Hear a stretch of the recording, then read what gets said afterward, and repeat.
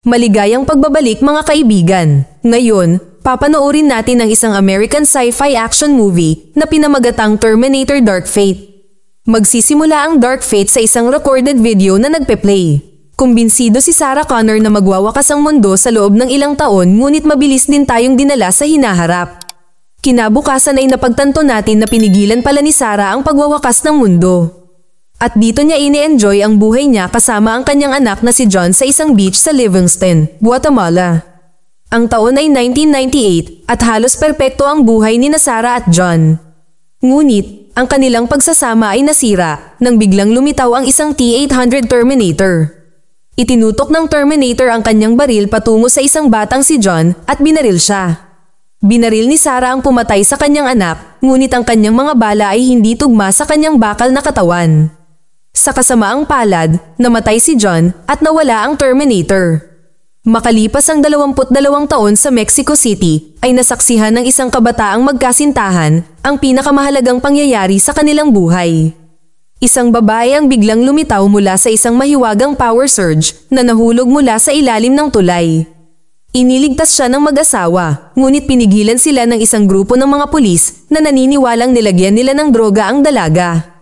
Ngayon ang binibini na isang advanced na sundalo na ipinadala mula sa hinaharap ay binugbog ang mga pulis at kinuha ang damit ng lalaki dito. Si Grace na isang sundalo ay nagtungo sa kanyang misyon upang protektahan si Danny Ramos sa anumang halaga. Ipinadala siya mula sa taong 2042 hanggang sa taong 2020, yun ay para protektahan si Danny laban sa mga robot na naghahunting sa kanya. Lumilitaw na si Danny ang kaluluwa ng kanyang pamilya at tahimik na namumuhay. Inilabas niya ang kanyang kapatid sa kama at pinilit niya ang kanyang ama na pumunta sa doktor pagsapit ng tanghali. Ngunit bago tayo gumala ng napakalayo, may mga nangyayaring hindi maganda. Ang isang Rev-9 Terminator ay lumilitaw mula sa kahit saan sa parehong paraan ng kidlat, matinding yelo at isang pagtaas ng kuryente. Dahil medyo normal ngayon ang araw, ipinagpatuloy ni Danny ang kanyang trabaho sa isang planta ng pagpupulong ng mga sasakyan kasama ang kanyang kapatid na si Diego na gustong maging kasing tanyag ni Bruno Mars balang araw. Lumalabas na isang masamang araw para kay Diego at natuklasan niya na siya ay pinalitan ng isang makina. Pumunta si Danny sa supervisor, si Craig, at nakikipaglaro sa kanya. At sa parehong oras, hulaan kung sino ang gumagawa ng isang entry sa planta ng pagpupulong. Siya ay isang Rev-9 na nagkukunwaring kanyang ama na mayroong otomatiko na sandata. Dumating si Sarah sa tamang oras upang pigilan ang Rev-9 sa pagpatay kay Danny at nakatakas siya kasama si Danny at ang kanyang kapatid na si Diego. Ngunit mabilis na nagiging komplikado ang mga bagay dahil hinati ng Rev-9 ang kanyang sarili sa dalawa gamit ang kanyang kakayahan sa pagbabago ng hugis. Hinabol niya ang tatlo at sa huli ay nahuli niya sila sa halos isang iglap. Sa kabila ng mga pagtatangka ni Grace na idiskaril ang Terminator gamit ang mga bakal, nakuha niya ito at pinunit ang kanilang mga gulong. Sa kasamaang palad, namatay si Diego kasama ang kanyang pangarap na maging kasing tanyag ni Bruno Mars. Bago siya mamatay, si Diego bilang isang mapagmahal na kapatid ay nakiusap kay Grace na pangalagaan ang kanyang kapatid sa lahat ng pagsubok. Sa pagkakaroon ni Danny at Grace ngayon sa kanyang mahigpit na pagkakahawak, ang Rev-9 ay dapat na mapatay sila sa loob lamang ng minuto at biglang lumitaw si Sarah Connor nang di alam kung saan nanggaling at pansamantalang hindi pinagana ang dalawang nahating anyo na may mga pampasabog. Habang tinatakasan ng isang naguguluhan na si Danny ay kailangang iuwi. Gusto lang niyang bumalik sa dati niyang buhay. Ngunit hindi na iyon isang opsyon. Ipinaliwanag ni Grace na pinatay na rin ang ama ni Danny. Tandaan kung paano kinuha ng Rev-9 ang balat ng kanyang ama upang salakayin si Danny sa planta ng pagpupulong. Ayun, namatay agad siya pagkatapos ng nangyari. Kaya tumakas sina Danny at Grace kasama ang truck ni Sarah na may malubhang saksak kay Grace. Dumating sila sa isang pharmacy kung saan kumukuha si Grace ng mga anti-convulsant at isang grupo ng iba pang mga gamot. Sa kasamaang palad, namatay ang sugatang babae at ito ay nang maabutan siya ni Sarah. Kaagad, nakuha niya ang kanyang truck at tinulungan ng walang malay na si Grace. Kaya sumali si Sarah sa team at magkasama silang humanap ng motel na pagtataguan. Dito tayo malilito. Bakit bumalik si Sarah makalipas ang mga ilang taon? Paano niya nalaman ang tamang oras para magpakita? May kinalaman ba ito sa kanyang anak? Siyempre, yun ang dahilan. Una nang ibinunyag ni Sarah na siya ay pinaghahanap sa 50 estado at binibigyang daan din nito si Danny na sa wakas ay magkaroon ng oras upang magluksa sa kanyang kapatid. Umiiyak siya na walang makakaalala na siya ay umiral o walang sino man ang maglalaan ng oras upang ilibing ang kanyang katawan ng marangal. Ngayon habang walang malay, si Grace ay nangangarap ng isang post-apocalyptic na mundo, tiyak na ang kanyang hinaharap kung saan siya at ang isang hukbo ng mga sundalo ay nakikipaglaban sa nagniningas na Rev. Si Grace ay dumanas ng isang nakamamatay na saksak at siya ay kinuha ng iba pang mga sundalo bago siya namatay. Makalipas ang ilang segundo, nagising siya. Sa pagtutok ng baril, ipinaliwanag ni Sarah na ilang taon pagkatapos ng pagkamatay ng kanyang anak na si John, nakatanggap siya ng impormasyon na nagpapakita na mas maraming Terminator ang lumitaw sa ilang bahagi ng timeline. Sa kabila ng iba't ibang lokasyon, nakahanap si Sarah ng isang kawili-wiling paraan upang mahanap sila kaagad pagkarating nila. At hulaan kung anong naka-encrypt na mensahe ang kasama sa bawat oras. Para kay John, ipinaliwanag pa ni Sarah na nagbibigay daan ito sa kanya na patayin ang mga Terminator bago sila maging banta sa sinuman. Maliban sa isang pagkakataon na kasama si Danny. At dito na naman ito nagiging komplikado. Pumasok si Grace para ipaalam kay Danny ang Skynet. Ipinapaalala rin nito si Cyberdyne na ang defunct state ay nagambag din sa pagkamatay ng Skynet. At marami pang masamang balita. Hindi lang si Danny ang nasa panganib kundi maging ang buong mundo. Ang kinabukasan ng sangkatauhan ay pinagbantaan ng isang AI na kilala bilang Legion na isang matalinong parunggit sa Legion sa Biblia. At sa kasamaang palad, nangangahulugan ito na ang mga Terminator ay hindi mabilang. Gayunpaman, nilikha ang Legion para sa digmaan, ngunit salamat sa matagal ng masasamang paraan ng sangkatauhan, ang proyektong ito ay naging kapalit ng nawasak na Skynet. Sa kalaunan, ang Legion ay magiging banta sa lahat ng sangkatauhan at magkakaroon ng pagtatangka na magneutralisahin at ang mga epekto nito at ang lumalagong impluensya nito. Sa muli, isang maling desisyon, ang mga taong namamahala ay nagpasya na in-neutralize ang banta na ito sa isang bungkos ng mga sandatang nuclear. Oops, ito naman ay lumilikha ng isang nuclear holocaust. Oo, iyon ay uri ng bagay na pumapatay sa lahat ng sangkatauhan at sa mga puno at hayop, halaman, at lahat ng anyo na may buhay. At kung sa tingin mo ay masama iyon, maghintay ka lang hanggang marinig mo ito. Ang Legion ay hindi ganap na namamatay, ngunit sa halip ay lumilikha ng isang pandaigdigang network ng mga mapanganib na makina o mga Terminator na humahanap ng mga taong nakaligtas at pumapatay sa kanila. Wow, bakit napakalakas ng kanilang pasya na pumatay ng tao? Oh well, wala nang ibang pagpipilian, nagpasya ang mga nakaligtas na bumuo ng isang koalisyon laban sa Legion. Bumuo sila ng isang grupo na kilala bilang Human Resistance at sila ay may tungkulin sa pakikipaglaban sa banta ng Legion. Hoy, huwag kang malito, tandaan mo lang na ang lahat ng ito ay mangyayari sa hinaharap at kahit papaano, ang kapalaran ni Danny ay nakatali sa Human Resistance at marahil siya ang dahilan kung bakit matatalo ang Legion sa digmaan. Tumanggi si Grace na ihayag ang papel ni Dan sa lahat ng ito, ngunit kailangan lamang ng ilang higit pang mga kaganapan bago niya may buhos ang beans. Bumalik sa kasalukuyan, sinusubaybayan ni Grace ang lahat ng mensahe ni Sarah sa isang lugar sa Texas. Bagamat maaaring pumasa ito bilang isang paglalakbay para sa lahat ng mga babae, ang pagdating ng Rev-9 Terminator ay nagbago ng lahat ng iyon. Halos hindi sila nakatakas sa mabangis na metal na mga kamay ng halimaw na ito. At pagdating nila sa kanilang huling lokasyon, mas nakakagulat na balita ang sinalubong nila. Tandaan ang T-800 na pumatay kay John sa simula ng pelikula. Yung may dark shades at pusong hindi nagsisisi. Oo, nandyan ang isang iyon. So alam mo na namatay si Skynet makalipas ng paghahari ng paghihiganti ni Sarah dito. Ngunit naisip mo ba kung ano ang nangyari sa lahat ng T-800 na sundalo na ipinadala upang pumatay ng mga tao? Well, isa sa kanila ang naging ama. Ang T-800 na pumatay kay John maraming taon na ang nakalipas. Bago ko aminin ang imposibleng katangian niya, narito ang aktwal na kwento sa likod nito.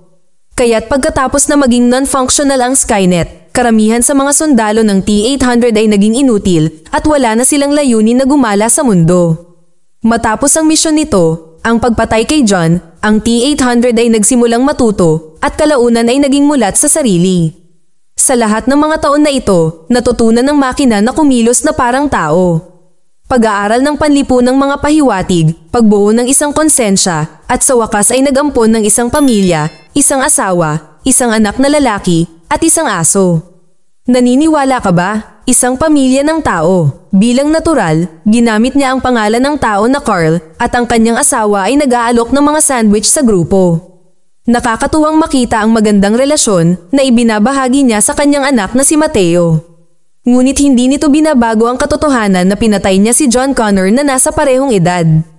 Ipinaliwanag ni Sarah na ang kanyang mga aksyon noong nakaraan ay nagkaroon ng masamang epekto sa kanya at para tubusin ang sarili, ipinaalam ni Carl kay Sarah na may mga sundalo pa rin doon at nag-aalok siya na sumali sa kanilang laban sa Rev 9. Hindi pumayag si Sarah. Sino ang gustong makipaglaban sa tabi ng taong pumatay sa kanyang anak?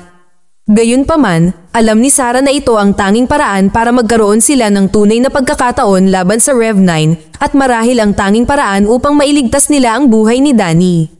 Gayon din, inamin ni Carl na dahil nasira ni Sarah ang Skynet, nagkaroon siya ng pagkakataong makalaya. Bagamat maaari niyang piliin na huwag sumama sa grupo, sinabi ni Carl na sasali siya sa koponan at poprotektahan si Danny kahit kapalit man nito ang kanyang buhay. Binibigyan siya ni Carl ng akses sa kanyang silid na puno ng mga armas at tinuturuan din nila si Danny kung paano bumaril. Sumama sa kanya si Carl, ngunit bago siya magpaalam sa kanyang pamilya, hinimok niya itong tumakas. Sa kalaunan, nahanap ng Rev 9 ang bahay ni Carl, ngunit sa oras na makarating siya doon, wala na ang lahat, pati na ang pamilya ni Carl. Ngayon magkasama, ang grupo ay nagpapatuloy upang makahanap ng isang EMP, isang military-grade electromagnetic pulse, isang armas na sapat na malakas upang patayin ang Rev 9. Nakuha nila ito mula sa isang matandang kaibigan ni Sarah, isang major sa militar, ngunit walang lugar na masyadong malayo para mahanap siya ng Rev 9. Pagkaraan ng ilang sandali, muling lumitaw ang Terminator sa isang ninakaw na chopper ng pulis. At isa na namang matinding away ang mangyayari. Ang matandang kaibigan ni Sarah na major ay nanawagan para sa backup mula sa isang kalapit na base militar, ngunit hindi pa rin ito sapat upang pigilan ang Rev 9. Kaya kalaunan ay nakatakas ang grupo sa Rev 9 na ito sa isang ninakaw na eroplano. Ngunit nawalan sila ng isang bagay na halos kasing halaga ng kanilang buhay dahil nawala ang mga EMP na pinagsikapan nilang makuha. Ngayon sa eroplano, sa wakas ay mahahanap na natin ang sagot na hinahanap natin. Ang sagot na nagpapaliwanag kung bakit tina-target si Danny ng Rev 9. Ibinunyag ni Grace habang nasa eroplano na si Danny ang magiging leader ng commander ng Resistance at ang Resistance na ito ay magiging kamatayan ng Legion. Eksakto, ipinapaliwanag nito kung bakit gusto nilang patayin siya sa lahat ng paraan. Kung ang pinuno ay hindi mabubuhay hanggang sa pagdating ng hinaharap, pagkatapos ay magkakaroon ng 70% na pagkakataon na ang Resistance ay hindi kailanman mabubuo, nangangahulugan na ang Legion ay madaling mananalo sa digmaan laban sa sangkatauhan. Kapansin-pansin, inihayag ni Grace na si Danny ang nagligtas sa kanyang buhay sa hinaharap sa mga guho pagkatapos ng araw ng paghuhukom.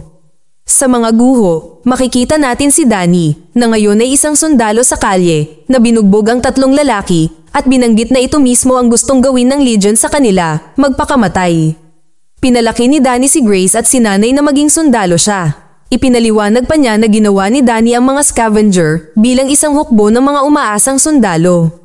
Ngayon sa maliit na oras ng kwento ng grupo, nabawi ng Rev 9 ang kanyang lakas. At tinahak niya ang daan patungo sa eroplano. Gaano kalakas ang lalaking ito? Sa mabilis, kalkuladong paggalaw, pansamantalang pinasuko ng Rev 9 si Carl. Pinapayagan nito sina Grace, Sarah, at Danny na makatakas mula sa Rev 9. Ang grupo ay tumakas gamit ang magkahiwalay na mga parachute. Lumapag sila sa ilog na malapit naman sa isang hydroelectric plant. Ngunit tulad ng bawat ibang oras, hinahabol siya ng Rev 9 kasama si Carl sa kanyang landas. Ngayon, dahil nabugbog nila ito, tumakbo sila sa loob ng halaman, ngunit sa pagsunod sa Rev 9, nagpapatuloy lamang ang labanan. Napagtanto ni na Carl at Grace ang isang bagay na mas kawili-wili. Upang patayin ang Rev 9, kailangan nilang gumawa ng isang bagay na magkakaroon ng nakakabaliw na epekto sa Terminator. Marahil ay isang pagsabog. Isa na hindi lamang kritikal na pumipinsala sa Rev 9, kundi pati na rin kay Carl. Sa kasamaang palad, naapektuhan din nito si Grace na lubos na nasugatan. Pero kung akala mo tapos na ang laban na ito, nagkakamali ka. Ang Rev-9, sa halos nawasak nitong yugto, ay nasugatan pa rin si Sarah at nangangahulugan ito na si Danny ay kailangang labanan ito mismo. Well, parang joke lang yun. Kaya't si Grace, sa isang motivational sequence, ay hinihimok si Danny na itap ang kanyang power source. Bagaman ito ay magiging mahusay kung nangyari ito, si Danny ay mahina pa rin upang labanan ang Rev-9. Mabilis na nadaig ng Terminator at pinatay siya maliban sa interbensyon ni Carl. Bago nga iyon, muling na-activate ni Carl ang sarili, nakabawi mula sa pambobomba. Kaya't inatake ni Carl ang Rev-9, pinipigilan itong patayin si Danny, at binibigyan nito ang dalaga ng pagkakataong makuha ang pinagmumulan ng kapangyarihan ni Grace. Gamit ang power source na ito, sinaksak ni Danny ang Rev-9 na nagtatanim ng bomba dito. Ngunit bago ito pumutok, kinuha ni Carl ang Rev-9 at tumalon mula sa gilid, sumabog ang dalawang Terminator hanggang sa kanilang kamatayan. Perfect ending, diba? Hindi naman siguro, dahil wala na din si Grace, ang kapatid ni Danny at ang kanyang ama.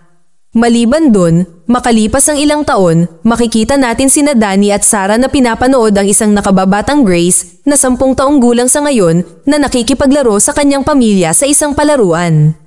Marahil ay makukuha natin ang karapat-dapat na wakas kung mapipigilan ng dalawa na ito ang pagkamatay ni Grace at ang pagbangon ng Legion.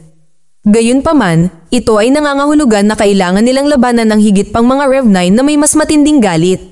Bago sila umalis, sinabihan ni Sarah si Danny na oras na para maghanda siya na nagpapahiwatig na magsisimula na ang isang bagong digmaan. Nagmumungkahi na ang isang bagong digmaan ay malapit nang magsimula. Mag-subscribe para sa higit pang mga video na tulad nito, i-on ang notification at mag-iwan ng like para matulungan ang aming channel. Salamat sa panunood.